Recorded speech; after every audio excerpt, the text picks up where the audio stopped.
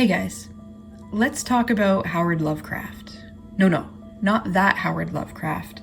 This Howard Lovecraft. He's kind of become a meme at this point, so I'm sure a lot of you have probably heard about him by now.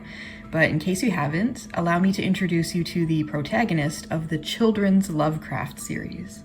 That's right, somebody thought it would be a good idea to market Lovecraftian horror to kids. The whole thing apparently started with a graphic novel called Howard Lovecraft and the Frozen Kingdom. And I just want to take a second here to look at the book's description on Amazon because it's pretty wild. It says, after visiting his father in Arkham Sanatorium, young Howard Lovecraft ignores his father's warning and uses the legendary Necronomicon to open a portal to a strange frozen world filled with horrifying creatures and grave danger. Alone and scared, Howard befriends a hideous creature he names Spot, who takes him to the castle of the king, where he is captured and sentenced to death. That's what Amazon has to say about this, again, children's book. From what I understand, the premise of this series is that H.P. Lovecraft, the real author, drew inspiration for his twisted stories from events that he witnessed in real life. So yeah, in the context of the book, this character is meant to be the real H.P. Lovecraft. And what's even wilder is that there are actually multiple books in this series. The first title was followed up by a sequel called Howard Lovecraft and the Undersea Kingdom, and a third book titled Howard Lovecraft and the Kingdom of Madness followed. There were even 3 films made based on this series, and I'm guessing that if you know anything about this character, it's probably because of these films. But today I want to take you back to the beginning. Back where it all started, to the original graphic novel, Howard Lovecraft and the Frozen Kingdom. This humble 96-page book is what kickstarted the whole franchise, along with the online snark and memery that so many of us have come to know and love. But quickly, before we get into what this book is, I wanted to find out why this book is. Like, what in the world inspired this franchise, and why would anyone think it's a good idea? So I did a little digging around online, and I actually managed to find an interview with the author, Bruce Brown, in Wired magazine of all places. When asked what gave him the idea to create a Lovecraft story geared toward kids, this was his reply.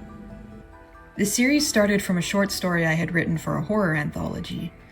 It took place during the moment where Lovecraft's father suffered a nervous breakdown, and I placed young H.P. Lovecraft in the story at that moment in time. After the story was published, I could not let go of the idea of this younger Lovecraft character, so I sat down and began writing The Frozen Kingdom. I loved the idea of introducing elements of Lovecraft's work into a story that all ages could enjoy, and hopefully introduce a new generation of readers to the works of H.P. Lovecraft. So, if Mr. Brown is to be believed, this really was a passion project, and his motivation in creating the series was a genuine appreciation for Lovecraft's work. But does that mean the book is any good? Our story opens on Christmas Eve at the Arkham Sanatorium, not to be confused with the Arkham Asylum. Young Howard and his mother have come to visit Howard's father, who is apparently an inmate. And honestly, this whole opening sequence is a lot better than it has any right to be. The atmosphere is very dark and foreboding, and while the artwork may not be perfect, it does a good job of establishing the dread and vulnerability that Howard feels as he navigates through the sanatorium. The writing here is also surprisingly effective. The chapter starts off with Howard's mother insisting that his father will want to see him on Christmas Eve, and as the story progresses, she keeps repeating this over and over, until you realize that the one she's really trying to convince is herself. When the doctor on staff tries to dissuade her, telling her that the visit is more likely to trouble Howard than to have a positive effect on her husband, she breaks down sobbing and wonders aloud what she's going to do without her husband. And I was honestly pretty impressed by this whole sequence.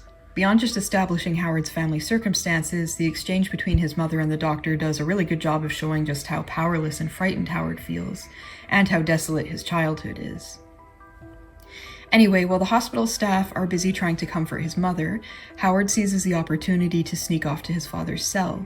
He finds the man, whose name is Winfield by the way, huddled in a corner muttering to himself. It takes Winfield some time to notice that Howard is there, but as soon as he does, he lunges at him, grabbing Howard's arm and babbling about something he wrote down in a book. Then, just before Howard's mother is able to pry him loose, Winfield makes Howard promise never to read the book and begs him to destroy it. I'm sure that won't come up later. We then fast forward to that night, and this is where the cracks really start to show in the writing. Howard complains to his mother that he can't sleep and asks her to tell him a story. After everything that's happened that day, you would think she could pull some kind of fairy tale out of her ass or something, but she responds by saying that she's not good at telling stories. Instead, she decides to give Howard one of his Christmas presents early, and the gift turns out to be a book that Winfield wrote, presumably before being locked up in the asylum. Howard's mother tells him that Winfield always wanted him to have it, and then leaves him alone to read the book. So basically, mere hours after her son has been traumatized by his father's madness, Howard's mother's bright idea is to give him a book full of Winfield's lunatic ramblings, hoping that it will somehow ease Howard's nerves. And by the way, in the context of this story, this is the actual Necronomicon. So basically, Mother of the Year, I guess. Anyway, the book proves to be a kind of diary that Winfield was keeping. It tells of a fearful kingdom called R'lyeh that can be accessed through a certain incantation, and Howard speaks the incantation aloud for reasons, I guess. And wouldn't you know it, a portal opens up in his bedroom and whisks Howard away. The next thing Howard knows, he finds himself standing in a vast, icy tundra. A frozen kingdom, if you will. But just as he's trying to figure out whether he's awake or dreaming, fucking Cthulhu bursts out of the ice and starts chasing Howard through the snow. He accuses Howard of being a servant of the djinn, but of course Howard has no idea what he's talking about. The chase ends up leading both characters to the edge of a cliff where Howard attempts to fight back by lobbing an icicle at Cthulhu's face. This strategy actually works, and Cthulhu ends up toppling over the edge of the cliff. Now dangling by the tips of his tentacles, Cthulhu starts begging for Howard's help. He apologizes for trying to kill him and swears that if Howard saves him, he'll be Cthulhu's master. Okay, so I'm a little rusty on my Lovecraftian mythos, but wasn't Cthulhu supposed to be some kind of ultra-powerful entity? Like basically an ancient alien god with the power to destroy worlds? And now he's dangling off the edge of a cliff begging a little boy to save him. This whole sequence is just so baffling. Why would anybody think that anyone would want to see Cthulhu depicted this way? I guess the idea is that this book is for kids who've never read Lovecraft before, so it's not like they'd be disappointed by this portrayal. But if you're going to change the character this much, why call him Cthulhu at all? And how exactly is any of this passing Lovecraft down to the next generation, like the author claimed to want to do? It gets worse though. After Cthulhu whines and pleads enough, Howard finally helps him up.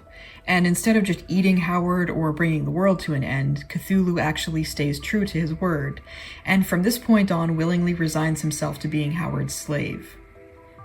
Kind of an interesting direction to take the story, considering the racial politics in Lovecraft's writings. Howard even gives him a slave name, Spot, because I guess we haven't degraded Cthulhu enough yet. Anyway, Spot wraps a tentacle around Howard, but thankfully it's not that kind of story. He just puts him on his back and announces that he's taking him to the palace. Cthulhu is confident that the pair will be welcomed, but when they arrive at the palace, they're surrounded by guards and immediately taken prisoner. So in the space of 10 pages, we've seen Cthulhu defeated by a small child and taken prisoner by an army of 15 whole men. I'm actually starting to feel like the author might secretly hate this character. Some shenanigans ensue, and the pair almost manage to escape. But just as they're about to flee the palace, they're approached by a dark figure who tells them they've been summoned by the king. So all that stuff about their capture was just a misunderstanding and a waste of our time, I guess. And I know this may be a little off topic, but I just wanted to say something real quick about the artwork. Overall, I really like the illustrations in this book. They do a good job of establishing the tone and mood of every scene, and the characters are so expressive that you're never left wondering what any of them are thinking or feeling at any moment. I actually particularly like the way the artist depicts Cthulhu. He's an enormous, imposing presence, and it's obvious by his character design that the artist took the time to read Lovecraft's description of Cthulhu while illustrating him. It's just too bad that the character is written so poorly. Anyway, Howard and Cthulhu are led into the palace, where Howard is introduced to King Abdul. Only minutes before, he was warned never to address the king unless the king addressed him, but like a dumbass, as soon as Howard enters the throne room, he immediately starts yelling about how the king is a kid just like him. This earns him an immediate death sentence, but just as a guard steps forward to slice our child protagonist's throat, the king intervenes to spare his life. As it turns out, King Abdul thinks that Howard might be a figure from an ancient prophecy sent to save his kingdom. Abdul explains that while Riley used to be a prosperous utopia, the gods of the land grew angry with the way the people were worshipping and sent a powerful jinn to lay waste to the kingdom. After killing nearly everyone and stealing a sacred book, the jinn then covered the entire kingdom in a perpetual winter. Long story short, Abdul thinks that the curse can be lifted if someone can retrieve the sacred book that the jinn stole. Smash cut to later that night, where we see Howard joyfully telling Cthulhu that he's volunteered both of them to retrieve the book from the jinn.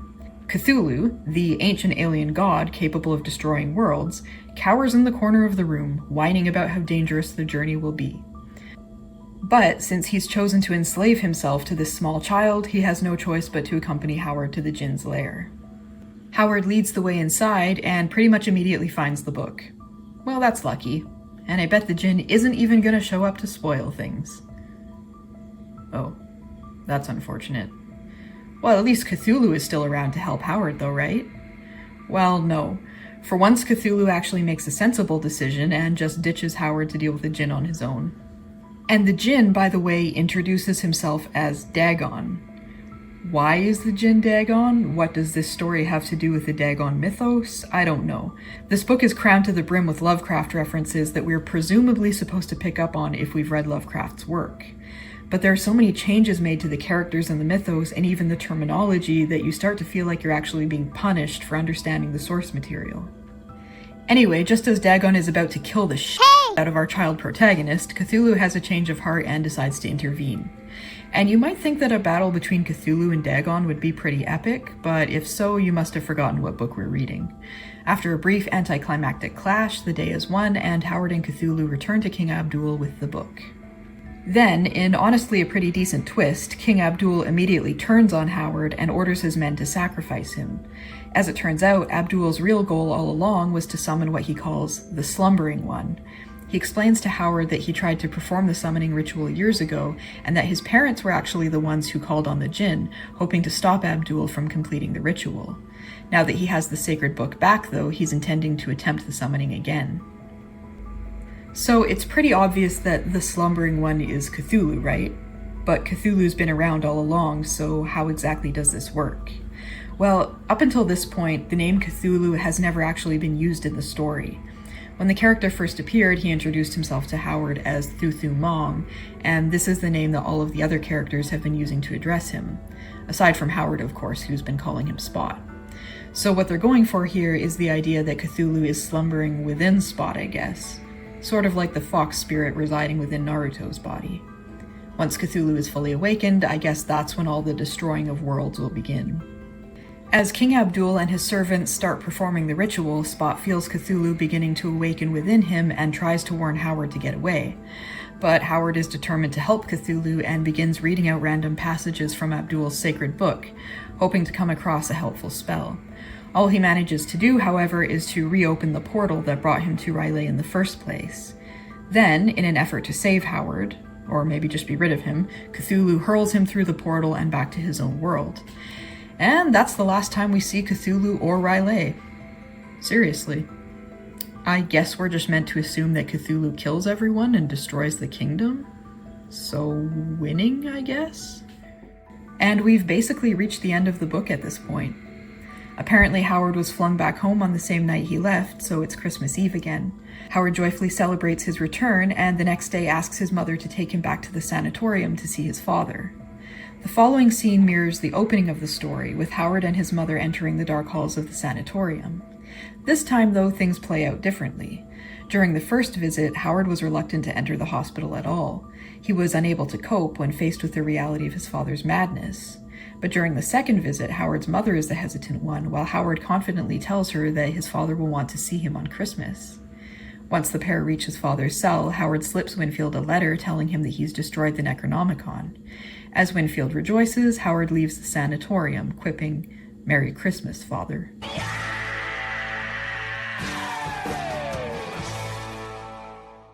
But on the last page, we get one final scene at Howard's home.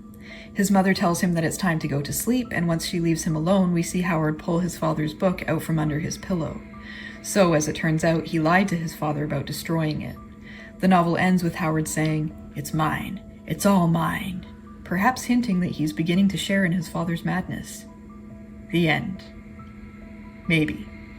So, overall thoughts on the book. To be completely honest, I liked it a lot more than I thought I would. As I mentioned before, I liked the art style, and the writing was pretty effective toward the beginning and end of the story. But just because I liked it more than I expected, that doesn't necessarily make it good. Even disregarding the strange decision to add the Lovecraft elements to the story, a lot of the pacing is just clunky. Howard has a pretty significant character arc, but because the story only takes place over such a short period of time, it feels rushed and disjointed. And speaking of feeling rushed, the end of the book seems to come pretty abruptly. We're left with a few important questions like what ended up happening to the summoning ritual, and did any of the characters from R'lyeh even survive? And why doesn't Howard seem to care that much about Cthulhu when half the book was spent setting up their friendship? When it comes to the Lovecraftian elements, I think that having the H.P. Lovecraft name attached to this book has kind of been a double-edged sword. Anyone who's an actual fan of Lovecraft and knows his works is not going to enjoy how this book handles the source material. And anybody who does enjoy this book and its depiction of Cthulhu most likely is not going to like the writings of Lovecraft. But at the same time, I probably wouldn't even know about this graphic novel series if it hadn't been for the Lovecraft name and the bizarre premise. And I bet that's the same for you. So in that regard, maybe the series is more successful than it seems. But that's just my opinion. What do you guys think? I'd love to know in the comments. Until then, see you next time.